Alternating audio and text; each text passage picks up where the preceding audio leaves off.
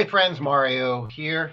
It's Mr. Moss China Adventures, and I don't know the exact time, but are Xi and Biden having their talk right now? Oh man, we should be concerned. Welcome, good to see all of you, and enjoy with me. This is my homemade multi mushroom. There's like 6 different kinds of crazy, wild, exotic, fabulous mushrooms, and chicken, and including chicken feet, which I know some of you are grossed out by that idea because you don't know that chicken feet are probably one of the world's best sources of the world's most popular and high quality protein in the world, which you find in $500 women's makeup. See, you're like, what's he talking about? Mushroom stock and chicken. Yes, chicken feet. Chicken feet are almost pure protein. You're thinking that all that skin is fat. No. Chicken feet are pure protein. And, they just taste like that part of the wing. It's okay. It's chicken.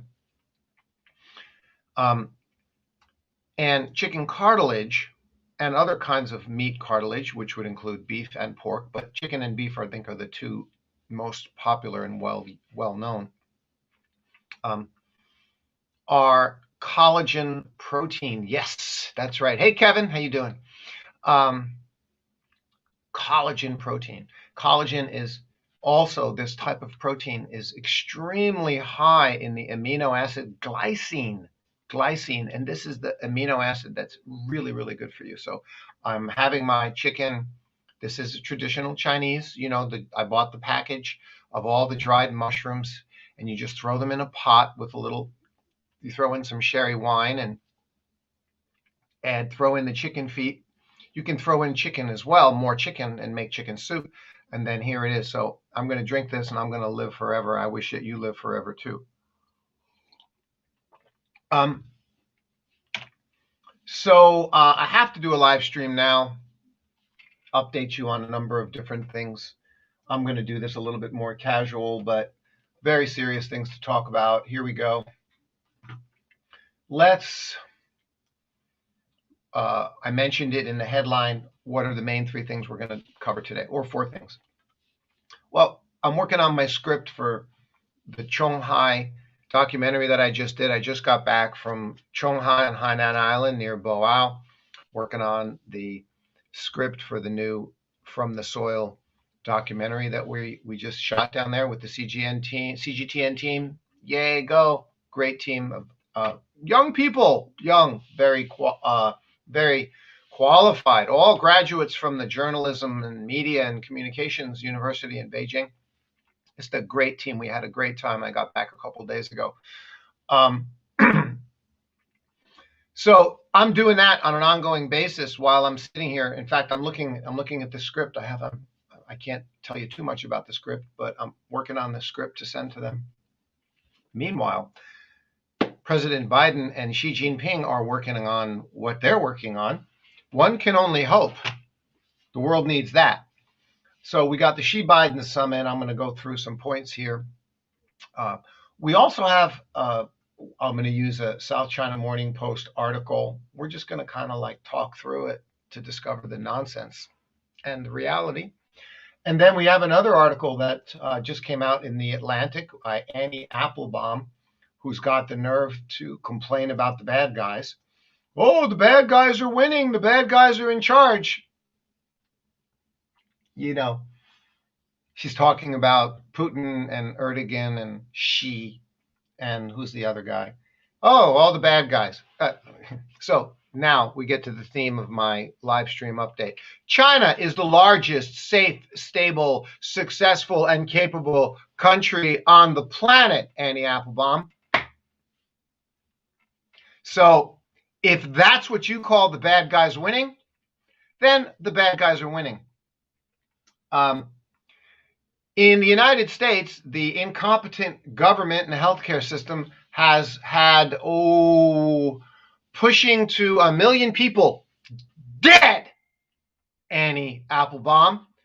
That's the good guys, according to you. The democracy, freedom to die, I guess, justice, all that happy stuff. But here in China, I feel safe as a bird in a cage. Oh, yeah, well, I'm in a cage. I'm oppressed. No, I'm free in the cage. It's a really big cage, okay? So I'm free, and we haven't even hit 5,000 deaths yet, Annie Applebaum. So that's what the bad guys are doing, Annie Applebaum. Unbelievable. I mean, these people from the West, and along with Annie Applebaum, I have to talk about, how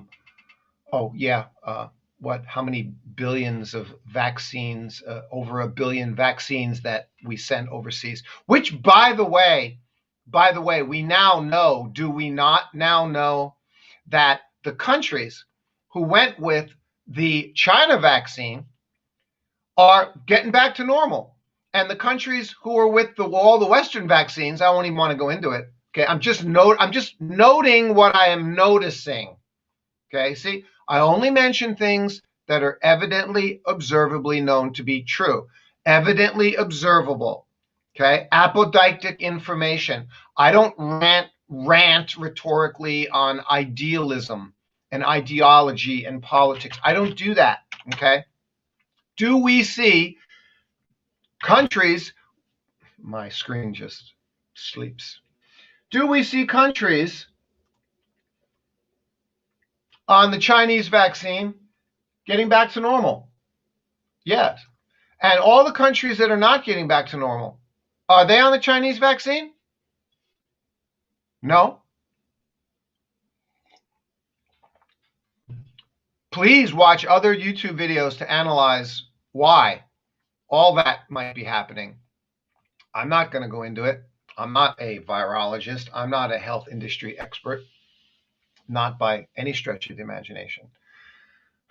So this Annie Applebaum thing, just really ridiculous. I mean, who's the troublemakers out there, folks? Who's the one out there killing and massacring innocents? Oh, we find out the United States military accidentally killed 64 women and children back in Syria back in 2019, and they covered that up. When's the last time China did anything like that? Does someone want to tell me? Annie's bad guys. The bad guys, right, Annie? South China Morning Post running through the Xi-Biden summit. Let's run through this. According to, the take from the U.S. official side and the take from the China side. Avoid unintended conflict. Well, if your conflicts were unintended, why would you be doing what you're doing? If you weren't wanting conflicts, why would you, the CIA, their funded organization called the National Endowment for Democracy, why would you fund and intentionally foment violent protests in Hong Kong? Why would you do that? Why would you intentionally send this week more U.S. government lawmakers to Taiwan? I just want to ask you a question. Please refer me in comments or here in the chat to when the United States, when China has sent its delegation of Chinese government officials to California to develop relations with a increasingly separate California and supporting California to secede from, which many in California want to do, from the United States. Hello? Tell me about the Chinese government officials who go there to push independence from the United States. Tell me about those people, the bad guys. So now we're on the subject of Taiwan. Back in 1931, there was a piece of paper. Oh, this paper is my brochure for my Voya MM1 shotgun microphone, which goes on top of my SLR camera, which I just got from Fernando. My Canon 200D, which I love. Piece of paper. So there's a piece of paper that was signed in 1931, or I could be getting the date wrong, but I can tell you who signed it. Roosevelt, Chiang Kai-shek, the leader of Taiwan at the time, who, by the way, was a brutal dictator who lost to Mao. He was the loser. So, see, the United States backed the loser. The guy who lost the battle and fled away, that's called the loser in history. But the United States had backed that loser, and they continued backing him even after he lost. Anyway, more on that later. Roosevelt, Chiang Kai-shek, and Churchill. You know the piece of paper? So the piece of paper that these are the guys, they signed the piece of paper saying, giving the piece of Taiwan from the Japanese who had gotten it earlier, back to its rightful place, China. And then I got people, and nothing's changed since then. Nothing's changed since then. It was part of China. Now, afterwards, I said Chiang Kai-shek lost to Mao. He was the loser and fled back to Taiwan, which was part of China, per what was written and signed by those world leaders that Taiwan's part of China. Nothing's changed since then. It's still part of China. Is it an independent place? Does it operate more independently? Yeah. Yep, absolutely. I never suggested that it didn't. Okay. But it's not a country. It's part of China. So, I mean, when you want to argue with me about that, you're arguing with Chiang Kai-shek himself and Churchill and Roosevelt. So you want to argue with me about that.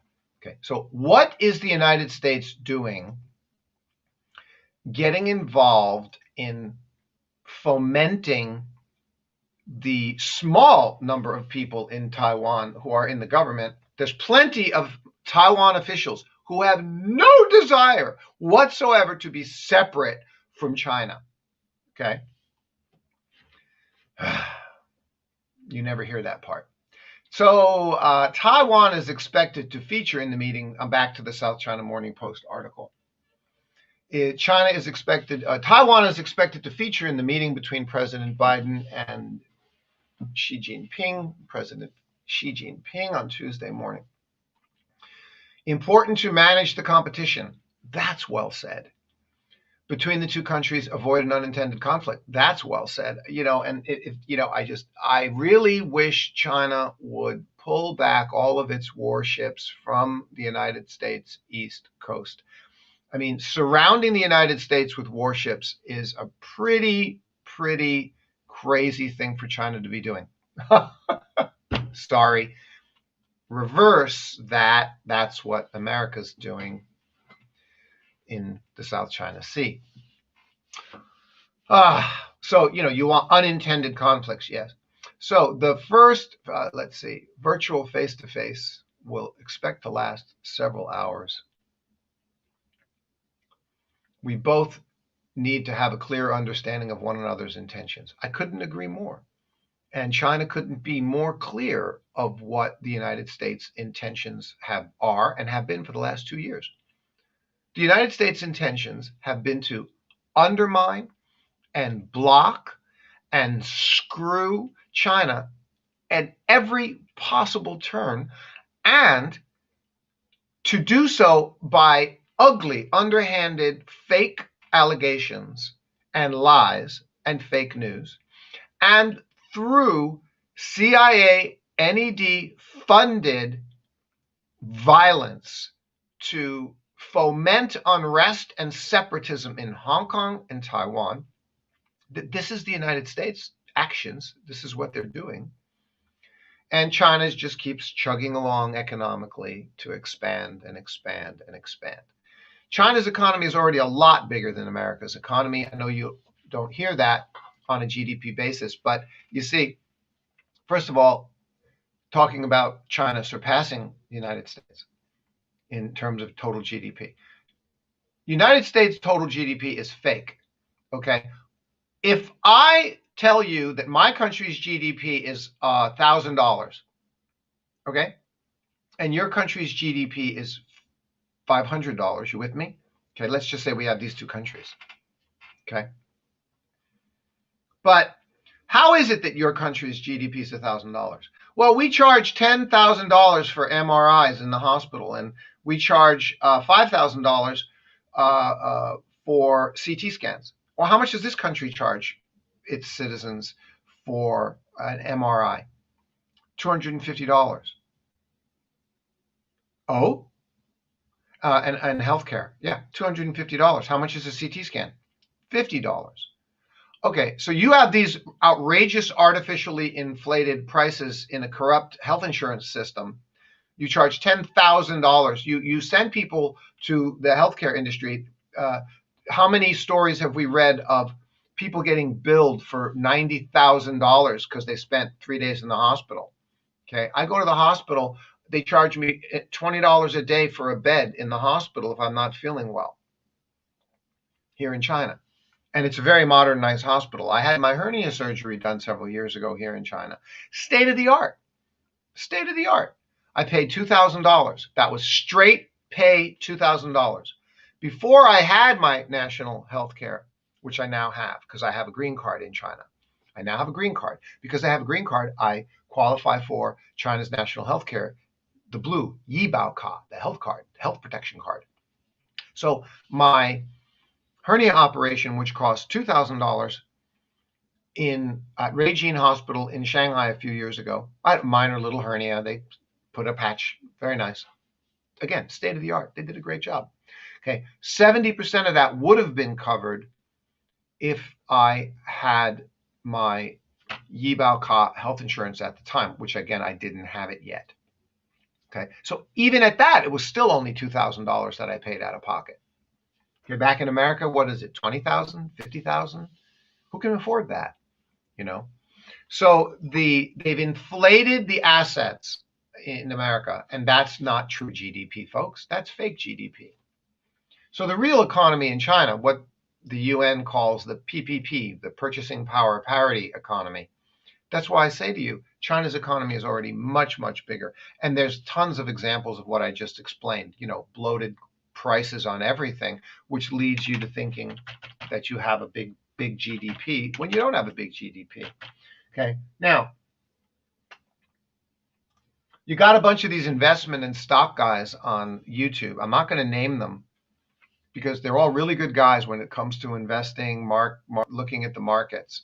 But every time they talk about China, they're telling us that China's economy is collapsing, and everything they say about China is so bloated and distorted and wrong. I can't begin. I wrote to one guy nicely to tell him, hey, look, I'm a senior fellow with the Senior Center for China and Globalization. I've been in China for 22 years.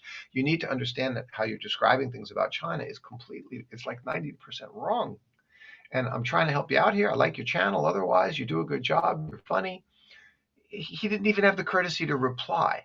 So Americans, when it comes to China, are so blind in the way they describe things, I cannot tell you enough.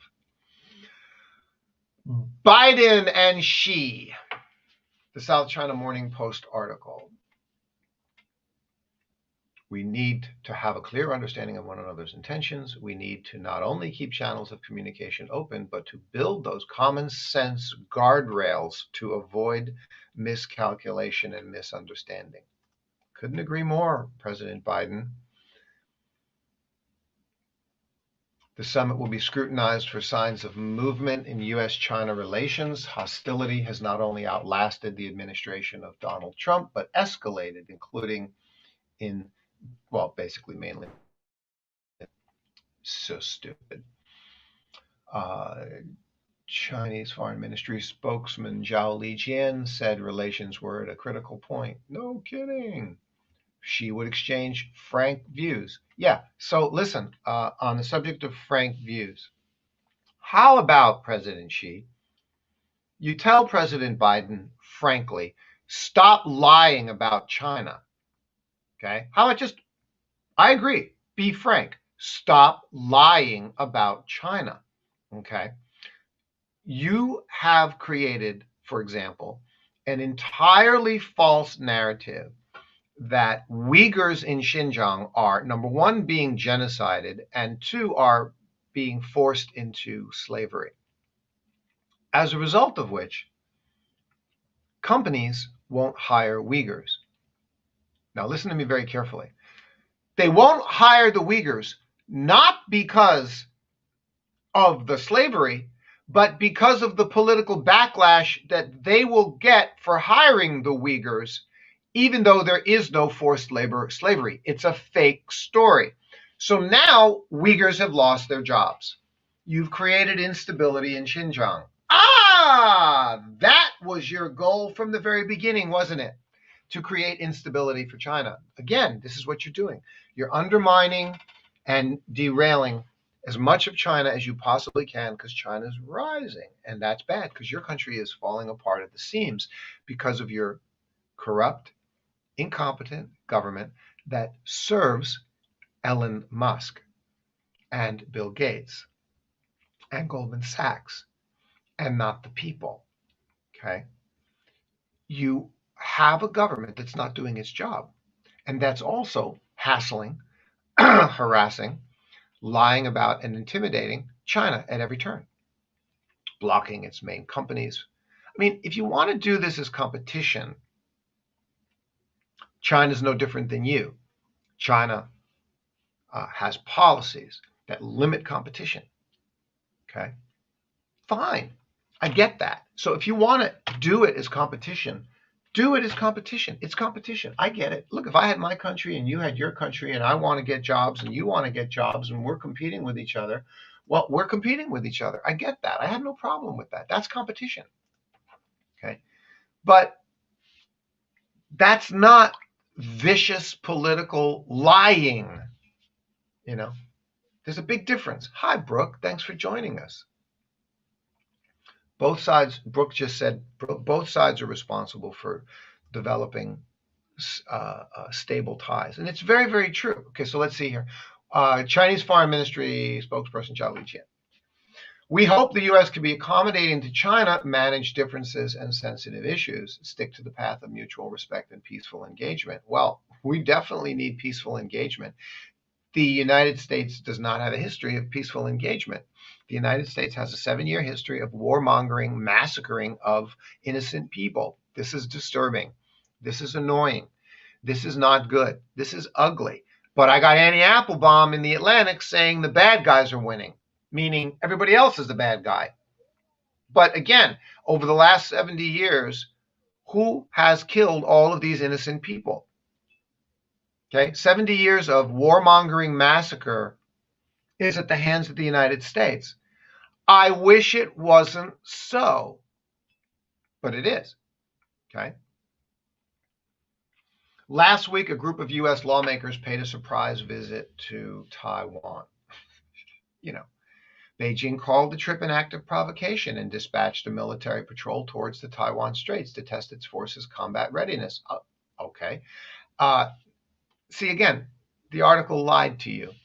Okay, this is a Western media article, South China Morning Post, and they didn't. Beijing dispatched a military patrol towards the Taiwan Strait to test its forces' combat readiness. No, it didn't. Beijing does not need to test its forces' combat readiness. Okay, they did it to send a message: stop screwing with us. Okay, that they did, definitely. Now, on the subject of Taiwan. It's incredibly important for everyone to understand that China is not being the aggressor at all in any way. If you would leave Taiwan alone, if the Chinese government sent government officials to California or Louisiana to push and promote independence from the United States, then the United States would have a bad reaction, wouldn't they? Okay, so if you don't do that, if you don't intimidate and promote Taiwan independence, because Taiwan is part of China, you would get no reaction whatsoever from China. So from China, it's always a response to the aggression. It's not China. Okay, China will never take Taiwan by force. It can't, because it's already part of China. You can't take it from yourself. Now, then the only way that China would act with force toward Taiwan would be in response to something which is, now, Mr. Ma, listen carefully. This is me telling you clearly, will never happen and is impossible and can never happen. Never say never. 99.999%. It can never happen that Taiwan can declare independence. It's not possible. Okay? And I will explain how and why that's the case. The only reason that China would have to say, whoop, you guys are guafunla, you stepped over the line, would be Taiwan making some kind of official claim that we are no longer part of China, we are a country. Okay? Which Taiwan's legal papers currently does not say. I covered that earlier. Okay? Churchill, Chiang Kai-shek himself, and Roosevelt signed the paper back in 1930, again, 31, the Japan Agreement thing. Returning Taiwan rightfully back to China, where it belonged in the first place. Shouldn't have been given to Japan in the first place. You with me? Okay. Fast forward now. So, if there is any attempt, official attempt to declare Taiwan as we're independent from China, we're not part of China, we're like Singapore, then yes, China has said, no, we will not allow that to happen, even if it means by military force. We will not allow that to happen. We will respond to that declaration of independence, which cannot occur. It can't occur, ladies and gentlemen. First of all, this President Tsai lady, who posted a Twitter video underneath the Twitter video of idiotic Enes Kanter, the basketball player, who's spewing all of these false lies about China being one of the bad guys. I don't know why she did that. I mean, that's just crazy that she did that. But that lady, she can declare Taiwan as independent. And once she does that, China will attack. Wrong. Forget that entire narrative. It's not possible. She cannot do that. Taiwan's whole claim is that we're democratic, right? It's the people who must decide this, right? So there must be so that can't happen. So it would never happen through the people in charge of Taiwan declaring it. That's the opposite of democracy, right? So that's number one. You see? Number two, the only way it can happen then is through the legislative process. And Taiwan's own constitutional laws, the laws of its government, of that particular province of China, because that's what it is. And again, I know it's a really independent place. I get it.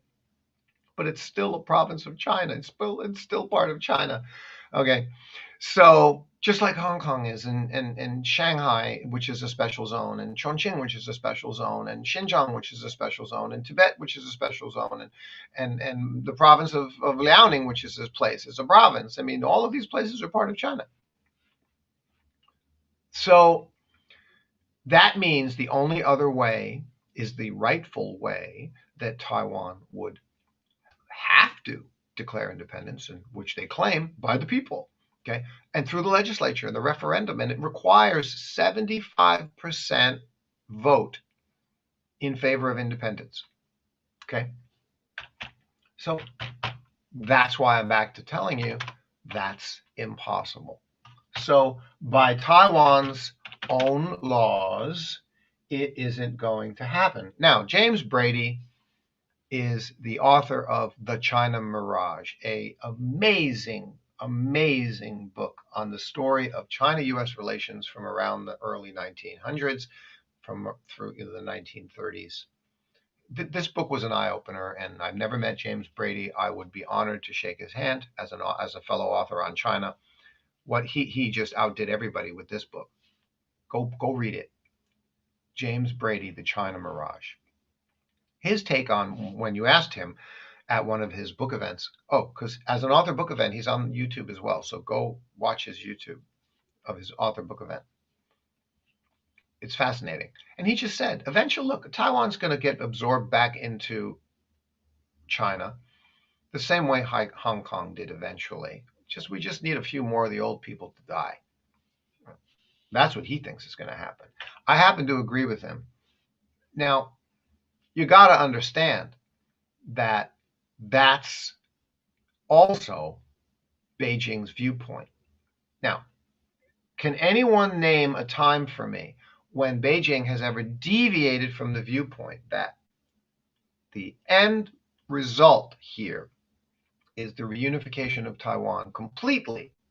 Stop acting like you're different. Okay? The complete unification of Taiwan back with the mainland, peaceful. That has the mainland ever deviated from that position? No, and they never will. Get it through your head. So every time you insult them,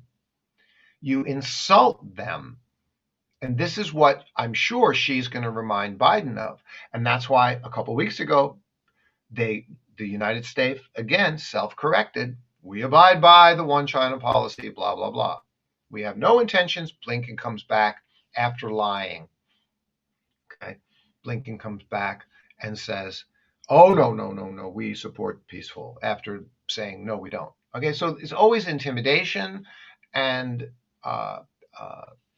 trying to push China. That's all they ever do.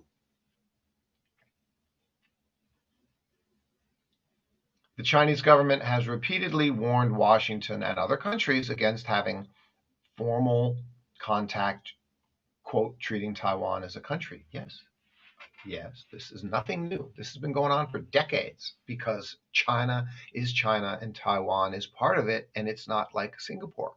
Just get it, or Malaysia, or Thailand.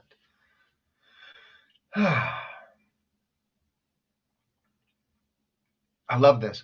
In October, China sent more than 200 fighter jets into Taiwan's air defense identification zone. That's a self-declared nothing zone in an attempt to intimidate Tsai's government.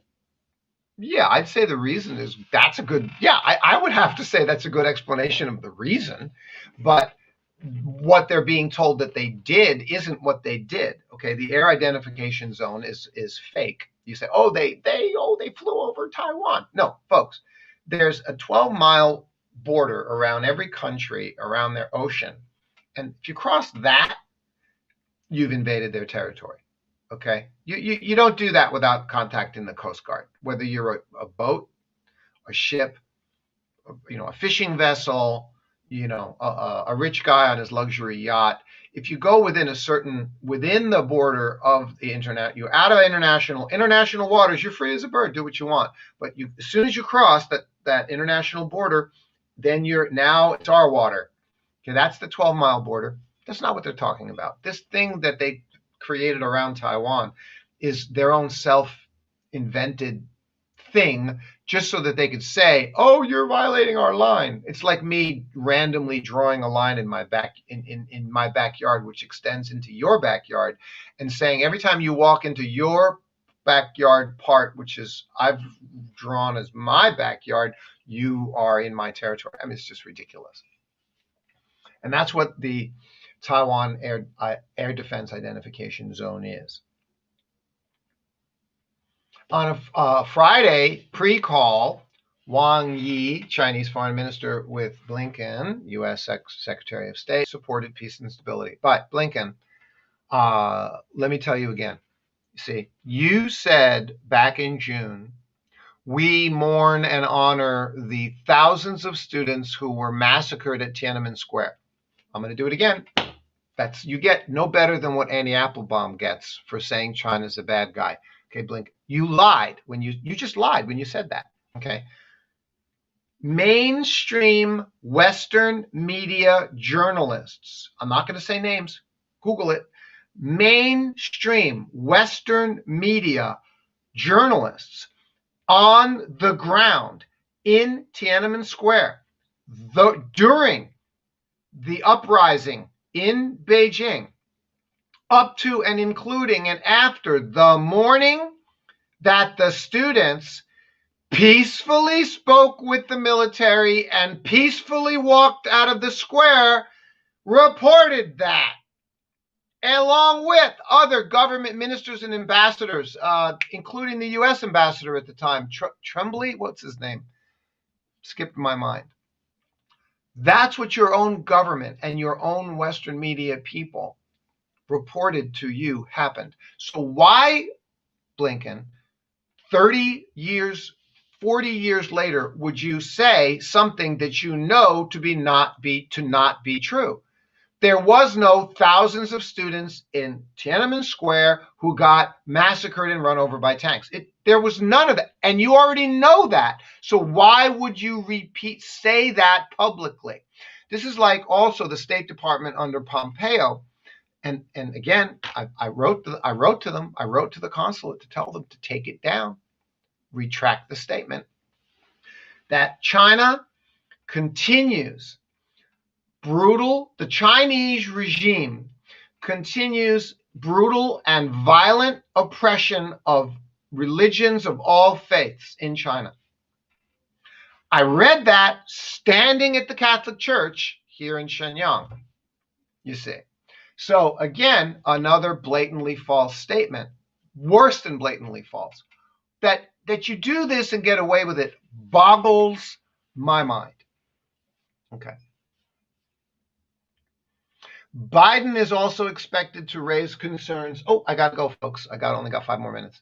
Biden is also expected to raise concerns about a host of other issues, from industrial subsidies, to alleged forced labor in Xinjiang.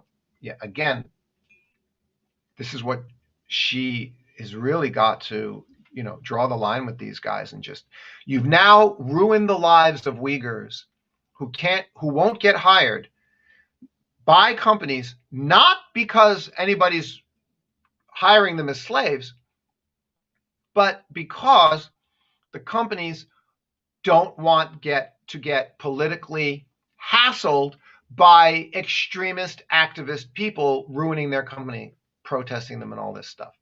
So, we better not hire any Uyghurs. So now you've ruined the lives of the Uyghurs. Congratulations. Your intended accusation of discrimination is now you've now created labor discrimination.